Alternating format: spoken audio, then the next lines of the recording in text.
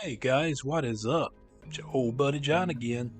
And I just wanted to drop by and show off one of my little Black Friday finds that I got today from Best Buy. Anyone that knows me knows that I am a huge fan of The Lost Boys. This is one of my all-time favorite movies. I remember in 1987 when this movie was getting ready to come out, me and my friend Michael, we were just waiting with bated breath, man, because back in those days we had a little magazine called Fangoria magazine and also Starlog, and they were constantly doing little write-ups here and there, teasing the movie and talking about the production of it and the fact that like Kiefer Sutherland, who was just fresh off of Stand By Me, was going to be in it, and Corey Feldman from the Goonies, and then we had Corey Haim, who at that time we knew from movies like Lucas and Silver Bullet, but he hadn't quite crossed over to superstar status yet. He was getting there, especially for Lucas. But Lost Boys was actually the first movie where the two Coreys were on screen together. The movie to me is fantastic. Basically it's a play on Peter Pan. What if Peter Pan was a vampire, and they seduce you with power, immortality, everything, right? But it took vampires who we typically at that point in time didn't necessarily see as beautiful. Now, they hadn't quite crossed over to Twilight status yet, where they were sparkly and boy band looking, but it made them cool and hip.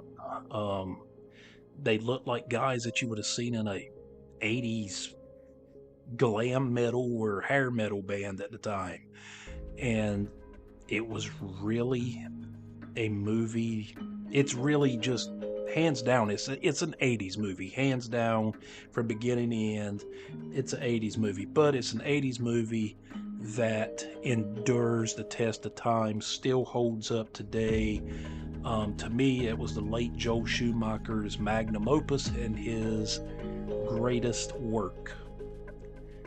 His Batman work, not so much, but The Lost Boys, without a doubt.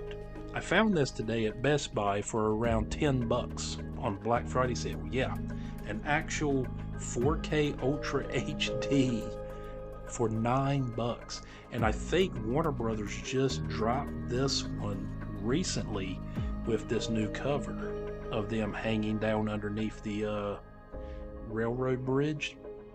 Such an iconic scene when Michael first became a vampire and was seduced by David. But let's open this thing up and let's see what all's in this. But I always thought that Grandpa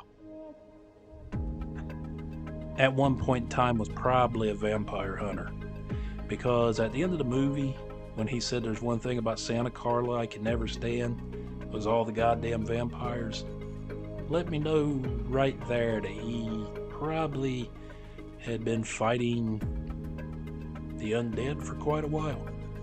But anyway, inside this case we actually have just the classic old red DVD or 4K disc.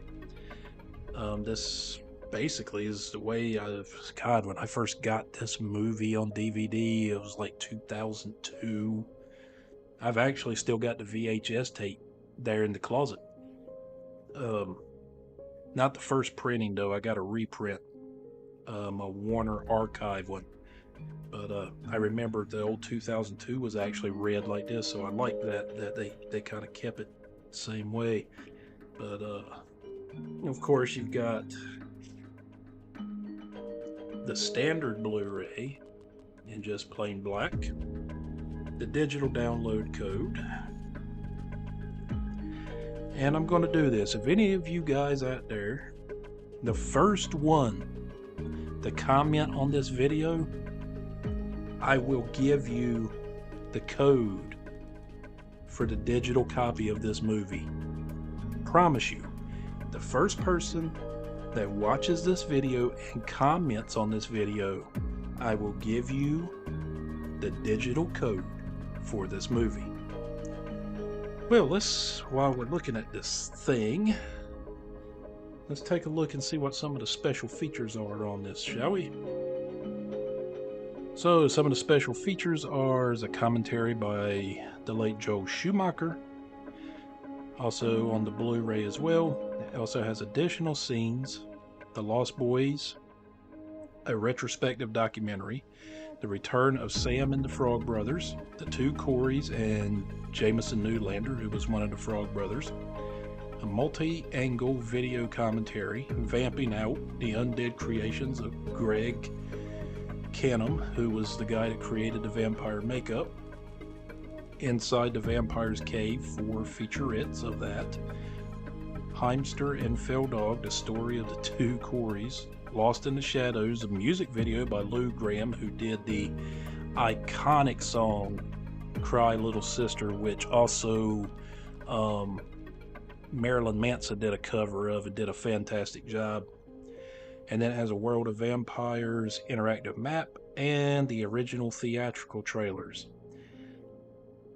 I might actually see if I can watch the retrospective documentary with you guys and not get a copyright strike. I probably will, and I'm probably asking a stupid question there, but I might see if I can do that, because I think that would be fun. I love the special feature stuff because I love how movies are made. I love seeing the process of putting everything together and making what's up here in your head a physical manifestation, and you bring it to life.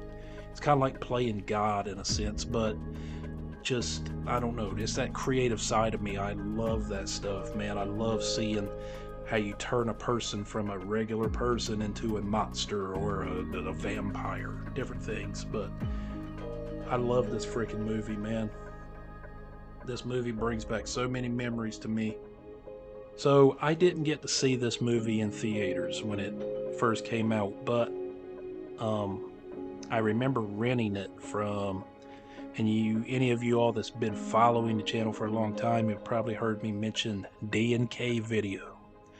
D&K Video back home was a little mom and pop video store, and I could go in there, and I think it was Miss Jean was her name. It's been so long, but she would pretty much rent me just about anything, but they didn't carry porn, so don't worry. They didn't have that, but they would rent me anything I wanted, horror, whatever, it didn't matter, because they knew that this little kid was just a cinephile, man. I was just all about movies and comic books. I was just a freaking nerd, and I still am. But the reason I didn't get to the theaters to watch it is because growing up, my grandparents were, like most grandparents, very, very strict Methodist, very devout Christians, and they didn't believe in their bouncing little baby boy going to a theater and watching a movie about vampires killing people and that kind of thing. But it was the same way with RoboCop. They wouldn't allow me to go do that either, or go see that either, for that matter. But when I got to rent this, dude, I watched this over and over and over. I just could not get enough, because it was, to an extent, if you were a comic nerd like me and most of my friends, you related to the Frog Brothers and to Sam, because they were nerds, but they were also vampire hunters. And to me, it was like, wow, those guys are like me. They're freaking comic book nerds, but they're kicking ass and fighting vampires. This is cool, you know. So I really couldn't get enough of it, man. And it's a movie that holds such a special, special place in my heart, and it forever will. Kiefer Sutherland, to this day, is still one of my all-time favorite actors because of that movie. The two Coreys, I mean, them two, after that, I mean, License to Drive and Dream a Little Dream, and, you know, it's just those movies right there that, growing up, are right here, forever, with me, and it all came from this.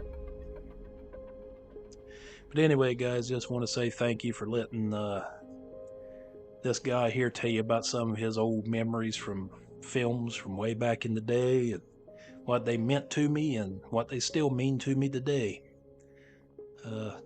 I know it's just a little cheesy unboxing for a DVD, but that's a DVD that means a lot to this guy.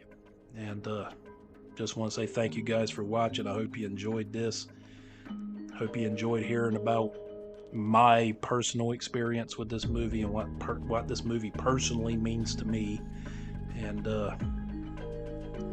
yeah, you know, and if you guys haven't seen it, you are doing yourself a disservice. Please watch it. I guarantee you will fall in love with it just like I did 35 years ago. But anyway, guys, just want to say thank you again for watching. This has been your old buddy John, and I'll see you again next time.